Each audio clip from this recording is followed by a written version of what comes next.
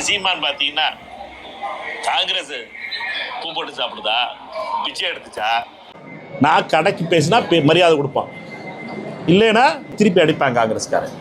அனைவருக்கும் வணக்கம். Congress MP மாணிக்கத்தாக room போட்டு அழுவார்னு பார்த்தா அவர் வந்து ப்ரெஸ் மீட்டு அழுது வச்சிருக்காரு அப்படின்னு தான் சொல்லணும். சீமான் ஓ நாக்கை வந்து இதாக பேசு, நாக்கை அடக்கி பேசு, இல்லாட்டினா காங்கிரஸ் கட்சிக்காரன் ஒவ்வொருத்தனும் வந்து ஓ நாக்கை அப்படிங்கிறாரு. கொலை மிரட்டல் விடுற மாதிரி நாக்கை வந்து அப்படிங்கிறாரு காங்கிரஸ் கட்சிக்காரன் அப்படிங்கிறாரு.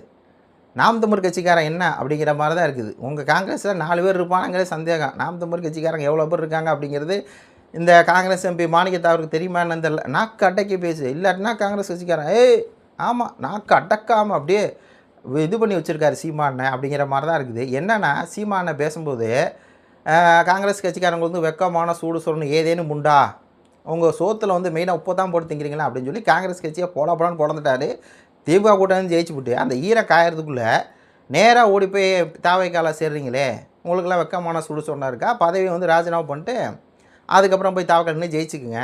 அது இந்த மாணிக்கத்தாவரெலாம் 2000 ஓட்டு வித்தியாசத்தில் திமுக கூட்டணியில் இருக்க போய் ஜெயிச்சார்லாட்டா இவரெல்லாம் ஜெயிக்க வாய்ப்பே இல்லை அப்படின்னு சொல்லி பேசியிருப்பார்ல. அதுக்கு சீமா நாக்க அடக்கி பேசு. சரி, அப்புறம் பார்த்தா காங்கிரஸ் கட்சி 140 ஓட்டா கட்சியா, எனக்கு எப்போ தான் தெரியுது.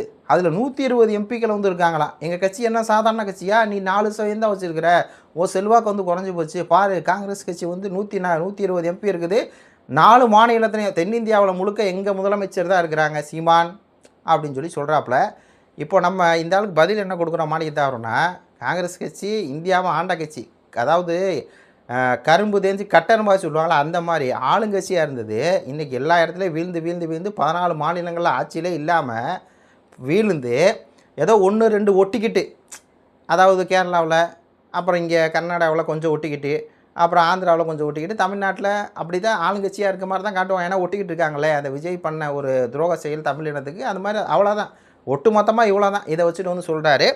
இதில் என்னென்னா மொத்தம் இந்த எம்பிக்கள் அப்படின்னு சொல்லி பார்த்தா 788.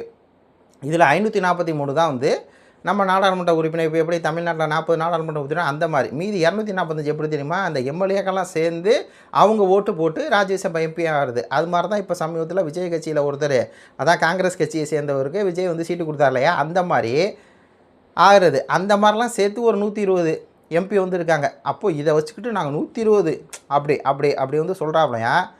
ஆனால் நாங்கள் நாம் தமிழ் கட்சிக்காரங்க 4% எழுதினாகிறார். ஆனால் மாணிக்கத்தாகூர் நாங்கள் தனியார் நின்று 4% வாங்கியிருக்கேன். நீங்கள் தனியார் எத்தனை சதவீதம் வாங்கினீங்க? 3% கூட வரல. இதை பாருங்கள், 2009 இவங்க ஜெயிக்கிறாங்க காங்கிரஸ், சரியா, ஜெயிக்கிறாங்கல்ல. அதே 2014 தனியாக நிற்கிறாங்க, 3% கூட இல்லை. நம்ம 4% எடுத்துருக்கோம். தனியாக நின்று இந்த கட்சி காங்கிரஸ் அப்படிங்கிற கட்சி 120 கட்சி தானே. 2014 4% கூட இருக்கல. தனியார்னா காங்கிரஸ் கட்சி ஒன்றில் கூட ஜெயிக்காது, தோற்று போயிடும். 39 தொகுதியில் நிற்கிறாங்க. 2014 3% 3% எடுக்கிறாங்க. என்ன அவங்க கட்சிக்கு யாருக்கா ஒன்றும் இல்லை. கட்சியை வந்து ஒரு இத்து போன கட்சி, கட்சியை ஒரு விளங்காத கட்சி, இனத்தை அழித்த கட்சி இந்த காங்கிரஸ் கட்சி. அப்புறம் இந்த காங்கிரஸ் இவர் ஏதோ பெரிய தமிழ்நாட்டில் ஏதோ கோல் வச்சுன மாதிரி கூட்டணி, வேறு ஒன்றும் இல்லை. இப்போது திமுக இவ்வளோ நாள் வந்து ஒட்டிக்கிட்டே இருந்துட்டு, இப்போ திமுக வந்து தாவைக்க போனால் எங்களுக்கு பதவி கிடைக்குமா அப்படின்னு சொல்லி தாவுறது. ஏதாவது இவங்க சொந்த இதில் ஜெயிக்க மாட்டாங்க. பூத் ஏஜென்ட் இருக்காது, கட்சியில் பலம் இருக்காது, ஒன்றும் இருக்காது, ஆள் இருக்க மாட்டாங்க, ஒன்றும் இருக்க மாட்டாங்க. காங்கிரஸே தமிழ்நாட்டில் அழிஞ்சு போன கட்சின்னு வைங்களேன். ஆனால் போய் ஒட்டிக்கிறது, திமுக ஆட்சிக்கு வர மாதிரி இருக்கா, அங்கே ஒட்டிக்கிறது. அதே மாதிரி இப்போ தாவைக்கு ஆட்சிக்கு வந்துச்சு, அங்கே போய் ஒட்டிக்க. அதான் அவங்களோட வேலை. ஒட்டு மொத்தமாக இந்தியா முழுக்கவே அவங்க வந்து அப்படி தான் இருக்கிறாங்க. இந்த கட்சிக்காரங்கெல்லாம் வந்து இப்போ இவர் ஏதோ தன்னை பெரிய ஆள் மாதிரி காமிச்சிட்டு, நம்ம 4% எடுத்தால் கூட அது எங்களுடைய சொந்த வாக்கு. என்ன நம்ம 8% 4% வந்தோம்ல, அதான் சீமானோட செல்வாக்கெல்லாம் வந்து குறைஞ்சி போச்சு அப்படிங்கிறாரு. 2029 எலெக்ஷனில் இருக்குது, இதை விட 10 மடங்கு வருவோம். எங்கள் செல்வாக்கு குறைஞ்சது காரணம் வேறு ஒன்றும் இல்லை, இந்த மக்களை நீங்கள் வந்து முட்டாளாக்கிட்டார் விஜய். அதான் இந்த மக்களுக்கு 2500 பணம் கொடுக்குறேன், அப்புறம் சிலிண்டர் கொடுக்குறேன் அப்படின்னு அடித்து விட்டார்ல இருக்குது. இந்த 3 வருஷத்தில் எல்லாம் தெரிஞ்சிடும். இப்போ கரண்ட்டு கட்டு எல்லா இடத்துலையும் போயிட்டுருக்குது.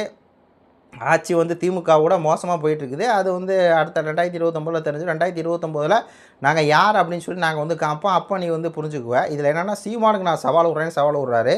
சீமானை பேசும்போது சொன்னார் இல்லையா, இந்த மாதிரி மாணிக்கத்தாவர் வந்து முடிஞ்சால் நீ வந்து ரிசைன் பண்ணிவிட்டு, திமுக தவிர தான் நான் ஜெயித்தேன், அதை ரிசைன் பண்ணிட்டு நீ வந்து தாவேக்கா சார்பான்னு ஜெய் அப்போ பார்க்கலாம் அப்படின்னு சொல்லி சீமானை சொன்னதுக்கு அப்போ இவர் சொல்கிறாரு, உதயநிதி ஸ்டாலின் வந்து ராஜினாமா பண்ண சீமான் வந்து சொன்ன உதயநிதி வாய்ஸாக தான் சீமான் பேசுகிறாராம். இதே சீமானம் தான் அதே இதில் அதிமுகவிலேருந்து தாவக்காக போகிறாங்கல்ல, அதை அவங்களும் திட்டிருப்பார். 12 நாள் கூட ஆகலை, இப்படி வந்து துரோகம் பண்ணுறீங்க, அப்படின்னு சொல்லி இது பண்ணியிருப்பார். சீமானை பொதுவாக எல்லாத்தையும் தான் விமர்சனம் பண்ணுறாரு. ஆனால் என்ன மாணிக்க தாகூர் வந்து இவ்வளோ நாளாக திமுக முறவாசம் செஞ்சு திமுக கூட்டணியில் இருந்துட்டு திமுக போடுறத, அதாவது காசு கொடுப்பாங்க இல்லையா எலெக்ஷன் செலவுக்கு, அதை வாங்கி செலவு பண்ணிக்கிட்டு இருந்த மாணிக்க தாகூர் இன்றைக்கி அந்த கூட்டம் வந்து வெளியே போய் தாவைக்கால சேர்ந்த உடனே சீமான் அவர் பேசுனது உதயநிதி பேசின மாதிரி இருக்குது அப்படின்னு சொல்லி அதில் ஒரு கதையை வந்து அளக்குறாரு.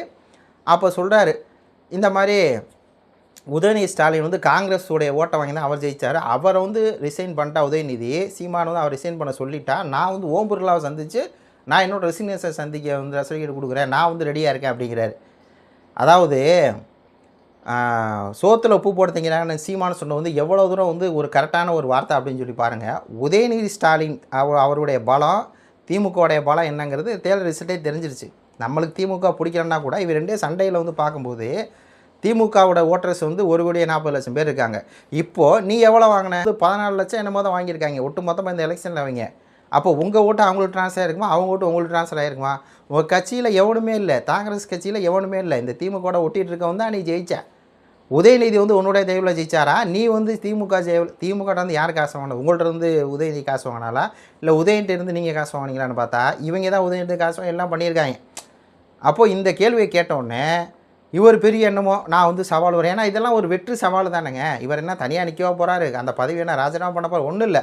நான் இப்படி சொன்னால் காங்கிரஸ் திமுக ஓட்டை வாங்கி வந்து நீ ஜெயிச்சுட்டு வந்து இந்த மாதிரி வேறு கட்சி ஓடி போயிட்டேன் அப்படின்னு சொன்னால் அப்போ நம்ம இப்படி சொல்லுவோம்ல, ஏன் ஓட்டை வாங்கி தான் உதயநிதி வந்து ஜெயிச்சிட்டாரு, அப்போ அவர் ராஜினாமா பண்ணேன் நான் ராஜினாமா பண்ணேன் அப்போன்னு ஒரு கூட்டுத்தனமான வாதம், அவ்வளோதான். மற்றபடி வந்து ஒன்றுமே இல்லை. இதில் இந்த காங்கிரஸ் கட்சி அப்படிங்கிற கட்சி ஒரு இனத்துரோக கட்சி அப்படின்னு சொல்லி தெரியும். இந்த இனத்துரோக கட்சிக்கு ஒருத்தன் பதவி கொடுத்து பவுசு கொடுத்து அமைச்சர் 2 இடம் கொடுக்குறாரு. அப்போ அந்த விஜயுடைய அந்த செயல் இருக்குல்ல, அதுதான் இங்கே வந்து முக்கியமான செயல். நம்ம சொல்லிருக்கோம் இல்லையா, திமுக இனத்தை வந்து அழிக்க துணை போயிடுச்சு, காங்கிரஸ் தான் முழு முதல்ல எல்லாமே பண்ணது, திமுக ஆட்சியிலேருந்து கருணாநிதி வந்து தடுக்கலை அப்படின்னு சொல்லி சொல்லுவோம் இல்லையா. அவருக்கு கருணாநிதி என்ன ஸ்டேஜோ அதே ஸ்டேஜ் தான் இப்போ வந்து விஜய் இருக்கிறார். இதான் வந்து இருக்கக்கூடிய விஷயம். காங்கிரஸ் எப்படி தோளில் தூக்கிட்டு திமுக சுற்றுச்சோ அதே மாதிரி இப்போ விஜய் வந்து தோளில் தூக்கிட்டு சுற்றுறாரு. அப்போ அந்த கருணாநிதியோட சின்ன கருணாநிதியாக தான் நம்ம வந்து விஜய் அவர்களை பார்க்கணும் அப்படிங்கிற மாதிரி தான் இருக்குது. செத்து போன காங்கிரஸ் தமிழ்நாட்டில் ஒன்றுமே இல்லை. சீமானா 2014 பரப்புரை பண்ணுறாரு, 2009 நம்ம இனம் வந்து இது பண்ணுது. அப்போ 2014 காங்கிரஸ் வந்து அடியோட சீமான் என்ன பண்ணுறாரு, எந்த கட்சி வேட்பாளர் காங்கிரஸ் கட்சி நிற்கிற இடத்துல சீமான் இது பண்ணி இந்த கட்சியை வந்து இது பண்ணுறாங்க. 2014 அப்புறம் இல்லை அப்படிங்கிற அளவுக்கு தொட செய்கிறாங்க. அப்படிப்பட்ட கட்சியை திருப்பி திமுக தோளில் தூக்குச்சு, திருப்பி திமுக தோளில் உட்காந்து இப்போ தாவைக்கா தோளில் உட்காந்துருக்கு இந்த காங்கிரஸ் கட்சி. அந்த காங்கிரஸ் கட்சி அடுத்தவன் தோல்லையே சவாரி பண்ணுற காங்கிரஸ் கட்சியெல்லாம் வந்து சவால் விடுது. அப்போ அவங்க சவால் விடுற அளவுக்கு யாரா வேலையை பார்க்குறான்னா விஜய். அதாவது தமிழ் தேசியவாதிகள் அப்படின்னு சொல்லி இருக்காங்க இல்லையா, அவங்க வந்து யாருமே வந்து விஜய் ஆதரிக்க மாட்டாங்க. பாரிசாலன் தமிழ் தேசியவாதியே கிடையாதுங்க, ஒன்றே சேர்ந்த. அப்புறம் பாரிசாலன் தமிழ் தேசியவாதி கிடையாது, அவர் ஏதோ ஒரு கைக்கூலி அந்த ஜாதி அரசியல் அது இதுன்னு பண்ணிட்டு திரிகிற ஒரு கைக்கூலியாக வந்து இருக்கிறாப்புலன்னு வைங்களேன். அப்போது இந்த காங்கிரஸ் கட்சியை விஜய் வந்து தோளில் தூக்கிட்டு சுற்றுறாரு. அந்த தோளில் தூக்கிட்டு சுற்றுறனால இப்போ வந்து இந்த கூட்டணியை ஆட்சி, ஏன்னா காங்கிரஸ் வரலன்னா இப்போ விஜய் வந்து ஆட்சியை பிடிச்சிருக்க முடியாது அப்படிங்கிற மாதிரி அந்த ஒரு இதுவும் இருக்குது, எல்லாமே இருக்குது. அப்போ எல்லாத்துக்கும் வந்து ஒட்டு ஊதி இப்படி வந்து இந்த அதிகாரத்தில் இருக்கனால 2% கூட இல்லை, ஆனால் ஒட்டுணியாக இருந்துட்டு அதிகாரத்தில் இருக்கனால இவரெல்லாம் வந்து சவால் விட்டுருக்காரு. அடுத்த எலெக்ஷன் 2029 இதே சவாலை ஏற்றிக்கிட்டு காங்கிரஸ் வந்து தனியாக நிற்குமானா நிற்காதுங்க, அது நிற்காத ஒரு கட்சி. நம்ம வந்து நம்மளுடைய பலம் என்னன்னு சொல்லி 2029 காட்டுவோம். இந்த மக்களுக்கு தேவை பிரியனா பிரிய கொடுத்து விடணும். நம்ம வந்து காடு வளம், கனிம வளம், மலை வளம், நீர் வளம் 5000 ரூபா கொடுத்துக்கலாம், நம்ம வந்து ஜெயிக்கிறோம். அவ்வளோதான், சிம்பிளாக முடிச்சு இந்த காலையை முடிச்சுக்கிறேன். நன்றி, வணக்கம்.